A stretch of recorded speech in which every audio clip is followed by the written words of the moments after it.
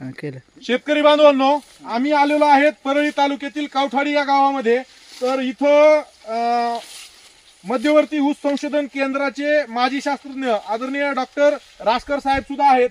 त्याचप्रमाणे इथं 15006 फुले ऊस 15006 व्हरायटी लागवड केलेले शेतकरी महोदय आहेत।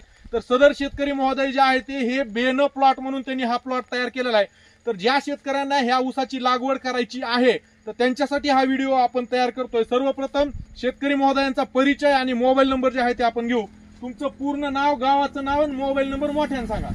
कृष्णा लक्ष्मण गायकवाड, मोबाईल नंबर 8408939373, गावाचं नाव कवठाडी, तालुका परळी। ओके, तर एकदम हायवे लगत, म्हणजे आता लोकांनी आडसाली प्लांटेशन चालू केलेलं आहे। पाऊस सगळीकडे समाधानकारक झालेला आहे, म्हणजे रस्त्याची सुद्धा अडचण नाही। वाहन इथं लावून आपण मुळी सुद्धा डायरेक्ट इथं हायवेलाच प्लॉट असल्यामुळे इझी गोईंग मध्ये आपण नेऊ शकतो।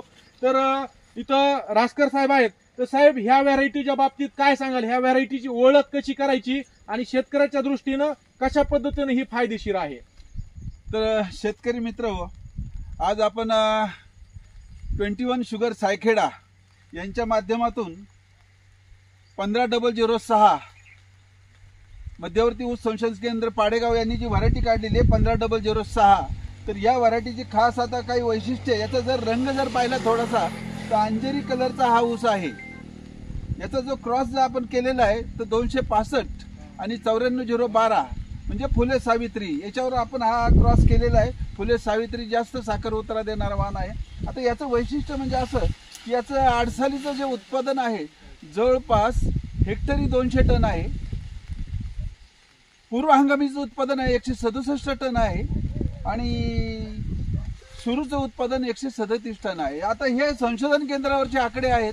साधारणपणे 12 ठिकाणची ही सरासरी आहे, 3 वर्षाची सरासरी आहे। याच्यामध्ये 2 लागवडीचे ऊस आणि 1 खोडवा याची ही सरासरी आहे। एकूणच शेतकऱ्यांच्या दृष्टीने हा ऊस आरामशीर शेतकरी एकराला 100 टन हा ऊसाचं उत्पादन घेऊ शकतात। याची जर तुम्ही पानं पाहिली, अशी गर्द हिरवी पानं आहेत, थोडीशी झुकलेली पानं आहेत, रुंदीला थोडीशी मध्यम अशी पानं आहेत। एकंदरीतच याच्यावर थोडंसं पांढरं कोटिंग आहे, थोडंसं मिळसट आहे। हा, त्याचा डोळा जर पाहिला आपल्याला इथं असा गोल असा याचा डोळा दिसतोय।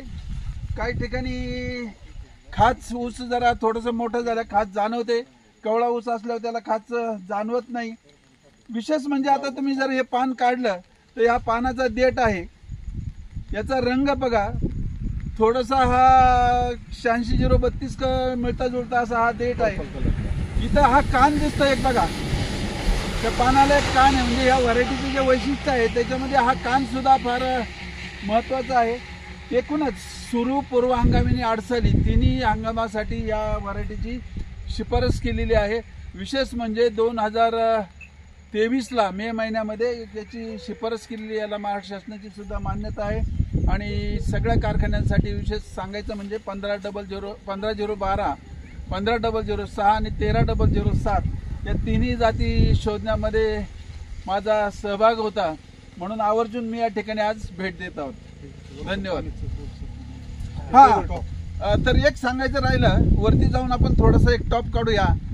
एक सारखा असा टेबल टॉप आहे सगळ्या प्लॉटचं। जर आपण पाहिलं बाकीच्या ठिकाणी बाकीच्या व्हरायटी इकडे तिकडे झुकलेल्या असतात, जागजागी ऊसाच्या प्लॉटमध्ये खड्डे पडलेले असतात। या ठिकाणी एक सारखा, पूर्वी हायब्रिड ज्वारीचं पीक कसं होतं एक सारखा टेबल टॉप होता, तसं ह्या ऊसाचं जर पाहिलं आपण वरच्या भागातून एक समान असा टेबल टॉप आहे। म्हणजे व्हरायटी ओळखायला सुद्धा सोपी आहे, हिचं पाचट सहज दिसतं, ही व्हरायटी लोळत नाहीये, हिला तुरा येत नाहीये आणि हिचा खोडवा हा सगळ्यात चांगला आहे। कन्नड साखर कारखान्यात याच्या जवळपास 70% पेक्षा जास्त क्षेत्र आहे। धन्यवाद। तर शेतकरी बांधवांनो, आता जसं साहेबांनी म्हटले तसं आपण एक टेबल टॉप जो काही कन्सेप्ट आहे किंवा ही व्हरायटी ओळखायची कशी, तर त्या संदर्भात जे आहे ते आपण एक हे करू। हो हो, हा सांगा सर। हो ओके ओके, बरोबर। हा, तर 15-006 या व्हरायटीचं खरं नाव आहे फुले ऊस 15-006। पाडेगाव संशोधन केंद्राने याचा शोध लावला, त्यावेळी या व्हरायटीला आम्ही PDN 15-006 म्हणतो। पीडीएन म्हणजे पाडेगाव. ओके. पण हिचं नामकरण केलं महात्मा फुले कृषी विद्यापीठाची ही व्हरायटी असल्या कारणानं विद्यापीठाचं नाव दिलं याला फुले ऊस 15012. एक सारखा उंचीचा आहे.